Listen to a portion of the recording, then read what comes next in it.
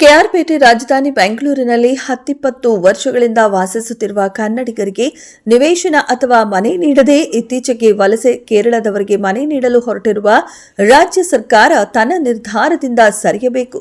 ಒಂದು ವೇಳೆ ಬೇರೆ ರಾಜ್ಯದವರಿಗೆ ಮನೆ ನೀಡಿದರೆ ಅದು ಕನ್ನಡಿಗರು ಮತ್ತು ಪರಭಾಷಿಕರ ನಡುವೆ ಭಾರೀ ಸಂಘರ್ಷಕ್ಕೆ ಕಾರಣವಾಗಬಹುದು ಎಂದು ತಾಲೂಕು ಕರ್ನಾಟಕ ರಕ್ಷಣಾ ವೇದಿಕೆ ಸ್ವಾಭಿಮಾನಿ ಸೇನೆಯ ಜಿಲ್ಲಾ ಅಧ್ಯಕ್ಷರಾದ ಎಸಿ ಕಾಂತರಾಜು, ತಾಲೂಕು ಅಧ್ಯಕ್ಷರಾದ ಸಮೀರ್ ಅವರು ಎಚ್ಚರಿಸಿದರು. ಅವರು ಪಟ್ಟಣದ ಪ್ರವಾಸಿ ಮಂದಿರದಲ್ಲಿ ಸುದ್ದಿಗಾರರೊಂದಿಗೆ ಮಾತನಾಡಿದ ಎಸಿ ಕಾಂತರಾಜು, ಕರ್ನಾಟಕ ಸರ್ಕಾರದ ಕನ್ನಡಿಗರ ವಿರೋಧಿ ನೀತಿಯನ್ನ ತೀವ್ರವಾಗಿ ಖಂಡಿಸಿದರು. ಈಗಾಗಲೇ ಬೆಂಗಳೂರಿನಲ್ಲಿ ಪರಭಾಷಿಕರ ಹಾವಳಿ ಮಿತಿ ಮೀರಿದೆ. ಇನ್ನು ಅವರಿಗೆ ಸ್ವಂತ ಮನೆಗಳನ್ನ ನೀಡಿದ್ರೆ ರಾಜಧಾನಿ ಬೆಂಗಳೂರು ಕೇಂದ್ರಾಡಳಿತ ಪ್ರದೇಶವಾಗುವ ಅಪಾಯ ಎದುರಾಗಲಿದೆ ಎಂದು ಆತಂಕ ವ್ಯಕ್ತಪಡಿಸಿದರು. ಬೆಂಗಳೂರಿನ ಯಲಹಂಕ ವಿಧಾನಸಭಾ ಕ್ಷೇತ್ರದ ವ್ಯಾಪ್ತಿಯ ಕೋಗಿಲು ಎಂಬ ಜಾಗದಲ್ಲಿ ಘನತ್ಯಾಜ್ಯ ವಿಲೇವಾರಿ ಮತ್ತು ಸಂಸ್ಕರಣಾ ಘಟಕಕ್ಕೆ ಮೀಸಲಿರುವ ಸರ್ಕಾರಿ ಜಾಗದಲ್ಲಿ ಅಕ್ರಮವಾಗಿ ಕೇರಳದಿಂದ ಬಂದಿರುವ 100 ಕುಟುಂಬಗಳು ಶೀಟ್ ಮನೆಗಳನ್ನು ನಿರ್ಮಿಸಿಕೊಂಡು ವಾಸ ಮಾಡುತ್ತಿದ್ದಾರೆ. ಇವರುಗಳು ಕೇರಳ ರಾಜ್ಯಕ್ಕೆ ಸೇರಿದವರಾಗಿದ್ದಾರೆ. ರಾಜ್ಯ ಕಾಂಗ್ರೆಸ್ ಉಸ್ತುವಾರಿಗಳಾದ ವೇಣುಗೋಪಾಲ್ ಅವರು ಸಹ ಕೇರಳದವರೇ ಆಗಿದ್ದಾರೆ ಎಂಬ ಒಂದೇ ಕಾರಣಕ್ಕೆ ಅವರಿಗೆ ಹೊಸ ಮನೆಗಳನ್ನು ನೀಡಲು ಮುಂದಾಗಿರುವುದು ಒಳ್ಳೆಯ ಬೆಳವಣಿಗೆಯಲ್ಲ. ಇದು ಕನ್ನಡಿಗರು ಮತ್ತು ಹೊರ ರಾಜ್ಯದ ನಡುವೆ ಸಂಘರ್ಷಕ್ಕೆ ದಾರಿಯಾಗಬಹುದು. ಹಾಗಾಗಿ ಕೂಡಲೇ ಕೋಗಿಲು ಬಡಾವಣೆಯಲ್ಲಿ ಅಕ್ರಮವಾಗಿ ಮನೆ ಕಟ್ಟಿಕೊಂಡಿದ್ದವರ ಮನೆಗಳನ್ನು ಒಡೆದು ಹಾಕಿರುವ ಬಿಬಿಎಂಪಿ ಕ್ರಮ ಸರಿಯಾಗಿದೆ.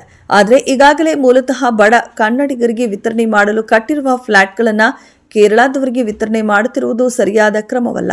ಕರ್ನಾಟಕದಲ್ಲಿ ಯಾರಿಗೆ ಮನೆ ನೀಡಬೇಕು ಎಂಬುದನ್ನು ನಿರ್ಧರಿಸಲು ಕೇರಳ ಸಿಎಂ ಹಾಗೂ ಕರ್ನಾಟಕ ಕಾಂಗ್ರೆಸ್ ಉಸ್ತುವಾರಿ ವೇಣುಗೋಪಾಲ್ ಯಾರು ಎಂದು ಪ್ರಶ್ನಿಸಿದರು. ನಮ್ಮ ಕನ್ನಡಿಗರು ಮುಂಬೈ, ಗೋವಾ, ಚೆನ್ನೈ, ಹೈದರಾಬಾದ್ನಲ್ಲಿ 10 ವರ್ಷಗಳಿಂದ ವಾಸಿಸುತ್ತಿದ್ದಾರೆ. ಆದರೆ ಅಲ್ಲಿನ ಸರ್ಕಾರಗಳು ಇದುವರೆಗೂ ಒಂದೇ ಒಂದು ಮನೆ ನೀಡದ ಉದಾಹರಣೆ ಇಲ್ಲ. ಆದರೆ ಕರ್ನಾಟಕ ಸರ್ಕಾರಕ್ಕೆ ಕೇರಳ ರಾಜ್ಯದವರಿಗೆ ಮನೆ ನೀಡುವ ಉಸಾಬರಿ ಯಾಕೆ ಎಂದು ಪ್ರಶ್ನಿಸಿದರು.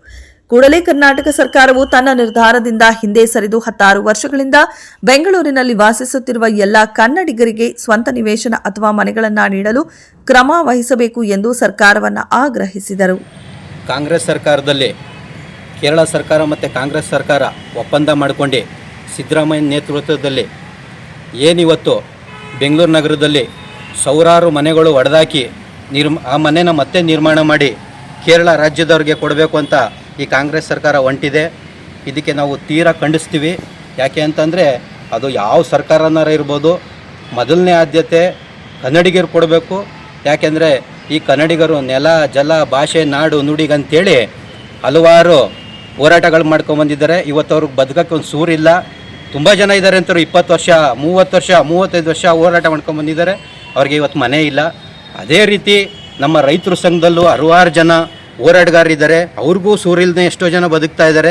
ಇವತ್ತು ಬಡಸ್ತನದಲ್ಲೇ ಬದುಕ್ತಾ ಇದ್ದೀವಿ. ಯಾಕೆ ಸಿದ್ದರಾಮಯ್ಯ ಅವ್ರಿಗೆ ಇದೆಲ್ಲ ಕಾಣ್ತಾ ಇಲ್ವಾ? ನೀವೇನಾರು ಆದ್ಯತೆ ಕೊಡಬೇಕಂದ್ರೆ ನಮ್ಮಂಥ ಕನ್ನಡಿಗರಿಗೆ, ಹೋರಾಟ ಮಾಡೋರಿಗೆ ಎಲ್ಲರಿಗೂ ಒಂದೊಂದು ಮನೆ ತಾಲ್ಲೂಕಲ್ಲಿ ಜಿಲ್ಲಾ ವೈಸು ಎಲ್ಲ ಮಾಡಿ ಅವರು ನೀವತ್ತು ಮನೇನ ನಿರ್ಮಾಣ ಮಾಡಿಕೊಡ್ತೀರಂದರೆ ನಮ್ಮ ರಾಜ್ಯದ ವ್ಯವಸ್ಥೆ ಎಲ್ಲಿಗೆ ಬಂದಿದೆ ಅಂತ ಎಲ್ಲರಿಗೂ ಗೊತ್ತಾಗುತ್ತೆ. ಇನ್ನೊಂದು ತೀರಾ ಖಂಡಿಸ್ತಾ ಹೇಳ್ತಾ ಇದ್ದೀವಿ ನಾವು, ಏನಾರ ಮುಂದೊಂದು ದಿನದಲ್ಲಿ ಕಾಂಗ್ರೆಸ್ ಸರ್ಕಾರ ಕೇರಳದವ್ರಿಗೆ ಏನಾರ ಕೊಟ್ಟರೆ ನಾವು ರಾಜ್ಯ ಆದಂಥ ಪ್ರತಿಭಟನೆಗಳು ಮಾಡ್ತೀವಿ. ಇದಕ್ಕೆ ನಾವು ಯಾವುದೇ ಕಾರಣಕ್ಕೂ ಕನ್ನಡಿಗರು ಸಹಿಸಲ್ಲ. ಯಾಕೆಂದರೆ ಅವ್ರ ರಾಜ್ಯದಲ್ಲಿ ಹೋಗ್ಬಿಟ್ಟು ನಾವು ಒಂದಡಿ ಜಾಗನ ತಗೊಳಕ್ಕಾಗಲ್ಲ ಸಿದ್ದರಾಮಯ್ಯ ಅವರೇ. ಯಾಕೆಂದರೆ ನಾವು ದೇಶ ಸುತ್ತಿದ್ದೀವಿ, ಸಣ್ಣ ಸಣ್ಣ ದೇಶ ರಾಜ್ಯಗಳು ಸುತ್ತಿದ್ದೀವಿ, ಎಲ್ಲ ನೋಡಿದ್ದೀವಿ. ಹಾಗಾಗಿ ನಿಮಗೆ ಈ ಸಂದೇಶ ಮಾಧ್ಯಮದ ಮುಖಾಂತರ ಒಂದು ಸಂದೇಶ ಕೊಡ್ತಾ ಇದ್ವಿ. ದಯಮಾಡಿ ನೀವು ಇಲ್ಲಿ ಕನ್ನಡಿಗರಿಗೆ ಎಚ್ಚರಿಕೊಂಡು ನೀವೇನಾರ ಆದ್ಯತೆ ಕೊಟ್ಟರೆ ಮೊದಲನೇ ಆದ್ಯತೆ ಕನ್ನಡಿಗರು ಕೊಡಿ. ಅದರಲ್ಲೂ ನೀವು ನೋಡಿ ಹಲವಾರು ಜನ ಈಗ ನಾನು ಸ್ವಂತ ಒಬ್ಬ ಹೋರಾಟಗಾರ ತಾಲ್ಲೂಕು ಅಧ್ಯಕ್ಷನಾಗಿ 20 ವರ್ಷದಿಂದ ಸೇವೆ ಸಲ್ಲಿಸ್ಕೊಂಬಂದಿದ್ದೀನಿ. ಬಟ್ ನಮ್ಗೆ ಇರೋಕ್ಕೊಂದು ಮನೆ ಇಲ್ಲ. ಉದಾಹರಣೆ ಹೇಳ್ತಿರೋದು, ನಮ್ಮಂಥವ್ರು ಹಲವಾರು ಜನ ಇದ್ದಾರೆ. ನಮ್ಮಂಥವ್ರು ಗುರುತಿಸಿ ಕೊಡಿ. ಯಾಕೆ ಅಂತಂದರೆ ಈ ರಾಜ್ಯದಲ್ಲಿ ಈ ಕೇರಳದಲ್ಲಿ ಬಡವರಿಗೆ ಅಂತಲೇ ಬೇಜಾನ್ ಮನೆಗಳು ನಿರ್ಮಾಣ ಮಾಡಿಕೊಡ್ತಾರೆ. ಆ ನಿರ್ಮಾಣ ಮಾಡಿರೋಂಥ ಮನೆಗಳ ತಂದು ನಮ್ಮ ರಾಜ್ಯದಲ್ಲಿ ಕೇರಳದವ್ರು ನೀವು ಕೊಡ್ತೀರಂದರೆ ನಮ್ಮ ದುರಾದೃಷ್ಟ ಅಂತ ನಾವು ಅಂದ್ಕೊಳ್ತೀವಿ. ಹಾಗಾಗಿ ಆ ಥರ ನಾವು ಆಗ ಕೊಡಲ್ಲ, ಯಾವುದೇ ಕಾರಣಕ್ಕೂ ನಾವು ಬಿಟ್ಟು ಕೊಡಲ್ಲ. ಹಾಗಾಗಿ ದಯಮಾಡಿ ನೀವು ಮೊದಲನೇ ಆದ್ಯತೆ ಕನ್ನಡಿಗರಿಗೆ ಕೊಡಬೇಕು, ಇಲ್ಲಿರೋರಿಗೆ ಸ್ಥಳೀಯವಾಗಿ ಇರೋರಿಗೆ ಕೊಡಬೇಕು ಅಂತೇಳಿ ನಾನು ದಯಮಾಡಿ ನಿಮ್ಮಲ್ಲಿ ವಿನಂತಿ ಕೇಳ್ಕೊಳ್ತಾ ಇದ್ದೀನಿ. ಜೈ ಹಿಂದ್, ಜೈ ಕರ್ನಾಟಕ. ಮತ್ತೆ ನಿಮ್ಮ ಹೆಸರು? ಸಮೀರ್ ಅಂತ, ತಾಲೂಕು ಅಧ್ಯಕ್ಷರು, ಕೆಆರ್ಪೇಟೆ. ಕಮ್ಯುನಿಟಿ ಆಗ್ಬೋದು ಮತ್ತು ದಲಿತರಿಗಾಗ್ಬೋದು ಎಲ್ಲ ಬೇಕಾದಷ್ಟು ಜನ ಸೂರಿಲ್ದನೇ ಇರ್ತಕ್ಕಂಥ ಬದುಕನ್ನು ಕಟ್ಕೊಂಡಿದ್ದಾರೆ ಈ ರಾಜ್ಯದ ಮಕ್ಕಳು. ಮೊದಲು ಈ ರಾಜ್ಯದವರಿಗೆ ಮೊದಲನೇ ಆದ್ಯತೆ ಕೊಡಿ. ಹೊರ ರಾಜ್ಯದವ್ರನ್ನ ನಾವೇನು ಕಡೆಗಣಿಸಿ ಅಂತ ಹೇಳ್ತಾ ಇಲ್ಲ. ಮೊದಲನೇ ಆದ್ಯತೆ ಫಸ್ಟು ಸ್ಥಳೀಯವಾಗಿ ನಮ್ಮ ರಾಜ್ಯದವ್ರು ಕೊಡಿ. ಮತ್ತು ಇಲ್ಲೇನಾಗಿದೆ, ಇವತ್ತು ಸರ್ಕಾರ ಸುಮ್ಮನೆ ರಾಜಕೀಯ ತೆವಲಿಗೋಸ್ಕರ ಈ ಕರ್ನಾಟಕ ರಾಜ್ಯಕ್ಕೆ ಏನು ಉಸ್ತುವಾರಿ ಅಂತ ನೇಮಕ ಮಾಡಿದ್ದಾರೆ ಕಾಂಗ್ರೆಸ್ ಪಕ್ಷದಿಂದ ಕೆ.ಸಿ. ವೇಣುಗೋಪಾಲ್ ಅವರು. ಮೂಲತಃ ಅವರು ಕೇರಳದವರೇ ಆಗಿರೋದ್ರಿಂದ ಏನು ಅವರ ಸ್ಥಳೀಯ ಒಂದು ಚುನಾವಣೆ ಬರ್ತಾ ಇದೆ ಅಂತೇಳಿ ವೋಟ್ ಬ್ಯಾಂಕ್ಗೋಸ್ಕರ ಇಲ್ಲಿ ಕರ್ನಾಟಕಕ್ಕೆ ಬಂದು ರಾಜಕೀಯ ಮಾಡುವುದು ಬೇಡ. ಸಿದ್ದರಾಮಯ್ಯನವರು ಬುದ್ಧಿವಂತರಿದ್ದಾರೆ, DK ಅವರು ಬುದ್ಧಿವಂತರಿದ್ದಾರೆ. ಈ ರಾಜ್ಯದಲ್ಲಿ ನಮ್ಮ ಕನ್ನಡಿಗರಾದಂಥ ಮುಖ್ಯಮಂತ್ರಿಯವರು ಅವರು ಸರಿಯಾದ ನಿರ್ಧಾರವನ್ನು ಕೈಗೆತ್ತಿಕೊಂಡು ಇಂಥ ಒಂದು ಕಾರ್ಯವನ್ನು ಮಾಡಬೇಕಾದ್ರೆ ಸ್ವಲ್ಪ ಯೋಚನೆ ಮಾಡಿ ಮಾಡಬೇಕಾಗ್ತದೆ. ಇಲ್ಲ ಅಂದರೆ ಮುಂದಿನ ದಿನಗಳಲ್ಲಿ ನೀವು ಏನು ದೊಡ್ಡ ದೊಡ್ಡ ಫ್ಲ್ಯಾಟ್ಗಳು ಆಲ್ರೆಡಿ ಮಾಡಿದ್ದಾರೆ, BBMP ಲಿಮಿಟ್ಸಲ್ಲೆಲ್ಲ ಫ್ಲ್ಯಾಟ್ಗಳೆಲ್ಲ ಮಾಡಿದ್ದಾರೆ. ಅದು ಒಂದೊಂದು ಫ್ಲ್ಯಾಟ್ಗಳು ಬಂದು ಒಂದೊಂದು ಫ್ಲ್ಯಾಟ್ ಬಂದು ಒಂದೊಂದು ಕೋಟಿ ಬಾಳುತ್ತೆ. ಆ ಒಂದೊಂದು ಕೋಟಿ ಬಾಳ್ತಕ್ಕಂಥ ಫ್ಲ್ಯಾಟ್ಗಳನ್ನ ಎಲ್ಲೋ ಒಂದು ಕಡೆ ಹೊರ ರಾಜ್ಯದಿಂದ ಬಂದಂಥವ್ರನ್ನ ಅಲ್ಲಿ ತಗೊಂಡೋಗಿ ಕುಣಿಸ್ಬಿಟ್ರೆ ಯಾವ ಅರ್ಥ?